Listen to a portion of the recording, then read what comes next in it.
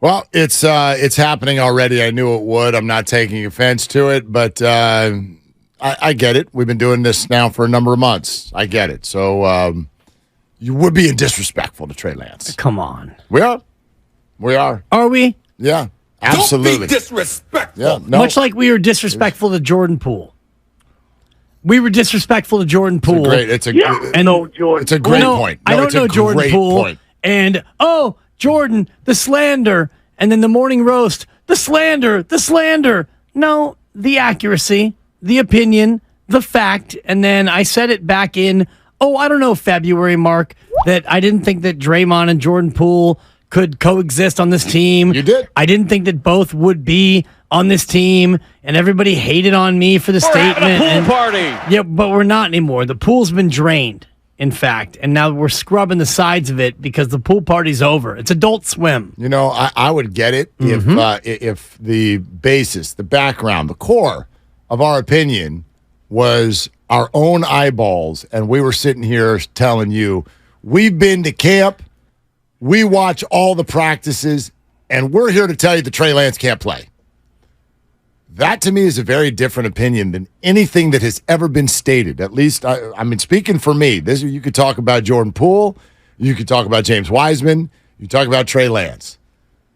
The core of the opinion is looking at what I think the team thinks.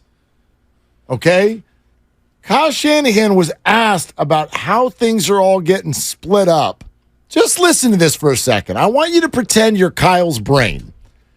This is your brain, and this is your brain on Kyle. Okay?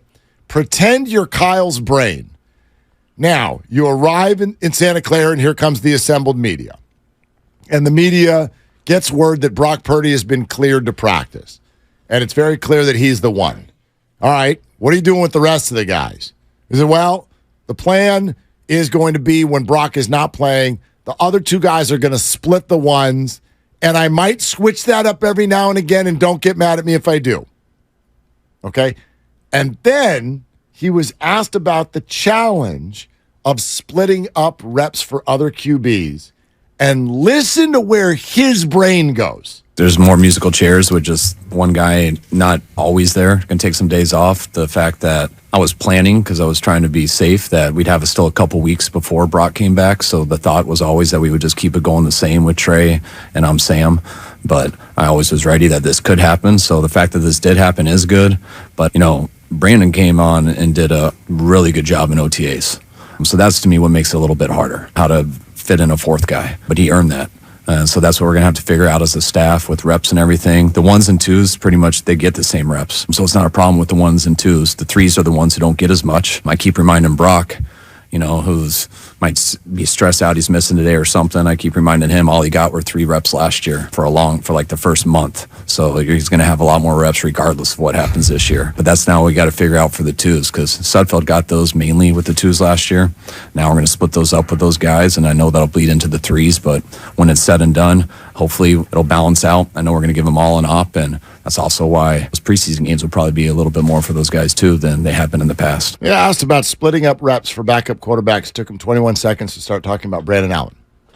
Right, and he talked about those guys, and he talked about splitting up reps, and he talked about how they're all going to get an opportunity, and how preseason games will mean that much more because you got 3 guys competing for 2 spots. You don't have 2 guys competing for 1 spot. The 1 spot is good. It's Brock Purdy. Mm-hmm. He's the one, and he had to remind Brock, don't worry about the reps. You got number 3 reps last year, which means you didn't get any rep for the first month, and everything worked out fine for you, son. You're the one. Don't worry about reps. You're going to be fine. It's the other guys that he has to worry about juggling reps with. So that's what I've noticed is it appears that some of these people, Trey Lance is one of them, have lost their name. They are now the other guys. The other guys, or yeah. the twos. Yeah. The twos and the threes. Like, he's just in a bucket. He's in a bucket with other people. Now, you can call that disrespectful if you want. Sure. Go right ahead. I mean, this is what the 49ers are doing. Brock Purdy's their quarterback. A lot of you have taken months to even acknowledge that is clearly the fact. And now we're sitting here, we're in a very clear spot where the message today is We have our starter and he's healthy, and we don't even have any clue who our backup is. We're not even willing to say that Trey is that. In fact, we kind of got out of our way to go sign 2 other people to battle for that position. Right. If you would like to continue to say that this is a media-driven narrative, you are welcome to do that, but it's not. There's behavior going on here. It's been the same the whole time. And that's the thing, and I like the way you put that off the top, although I would let my eyes tell me that from what I've seen, and it hasn't been a ton of practice time, but I haven't seen Trey Lance separate himself as the number 2, and obviously neither has Kyle Shanahan. Otherwise, he would be using different language to describe the backup quarterback situation. But all you have to do is let their actions be your guide. And they signed Sam Darnold immediately in free agency to add another veteran, quote unquote, to the quarterback room, even though you already had Trey Lance and you thought that Brock Purdy would be healthy. And, well, Brock Purdy's going to be healthy. He got cleared today. He's not on the PUP list. And so then you went out and you added another quarterback with experience, Brandon Allen. This is not last year where you had Trey Lance as QB1 and you added in Jimmy G because, well, you could and you wanted insurance and you had Brock Purdy, but you didn't really know. But you had Nate Sudfeld. And Kyle actually said that in the quote. Sudsy got named as much. Yes, Sudsy got named more than Trey Lance in that cut. Yeah. And Sudfeld was getting reps with the 2s last year. So last year, at this time, going into camp last year, it was Lance 1, Sudfeld 2, Purdy 3, Jimmy G was TBD. Think about that, Mark. Last year in July, at this point, Jimmy Garoppolo was in that purgatory. We didn't know what Jimmy G was going to be. And Trey Lance was the 1. And now you skip ahead 12 months. And now Brock Purdy's the 1. And the 2 is either Sam or Trey. And the 3 is either Sam or Trey or Brandon. And the 4 is either Sam or Trey or Brandon. And wow, what happened between then and now? I think that is a great way to say what I'm hearing today. In a year. We have spent 4 months with people sort of, whether it was rational or not, they're batting around Brock or Trey or Brock. We are in a spot where it's not even just Sam or Trey. It's Sam or Trey or Brandon. Like we don't know if he's beaten anybody out. Right. So Ryan in San Jose. Hey, Ryan, you're on with Willard and Dibs. How you doing? What's up? Hey, it's great to be on.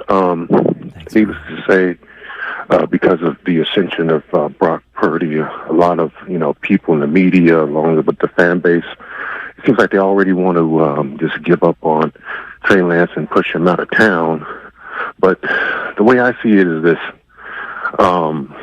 we don't know if Brock Purdy is even going to be healthy for the long run. So why not just be optimistic about Trey Lance's progression in the meantime? And then, in time, if Brock Purdy, if he does turn out to be our long-awaited franchise quarterback, who we believe that could bring us to the promised land, then so be it.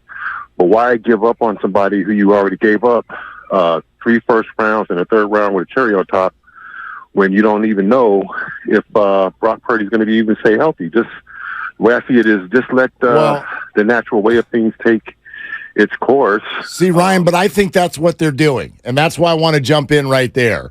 You say you don't know if Brock's going to be healthy. I don't know if any of them are going to be healthy. It's football. But we are out of, what I hear today is we are now out of the, I don't know if Brock's going to be ready by week 1 thing. We're totally out of that. He's practically ready now, and it's not even August yet. So he's as healthy as essentially any of the other guys are. So if you're going to question his health, we can question all of their health. And you then said at the end, why not let things take their natural course? This is what's hard for people. I think that 49ers are. I think they are. They're letting things take their natural course. And they are naturally being taken to a spot where they are continually signing quarterbacks to hedge against Trey Lance because they don't feel like he is naturally stepping forward in practice. It's to me, that looks. Am I wrong? That looks very clear to me. I think the evidence is crystal clear in terms of what they've done. Forget what they say, because they're always going to say, "Hey, Trey looks good, and Sam looks great, and everybody looks great." It's July, but their actions tell you how they feel about all their quarterbacks.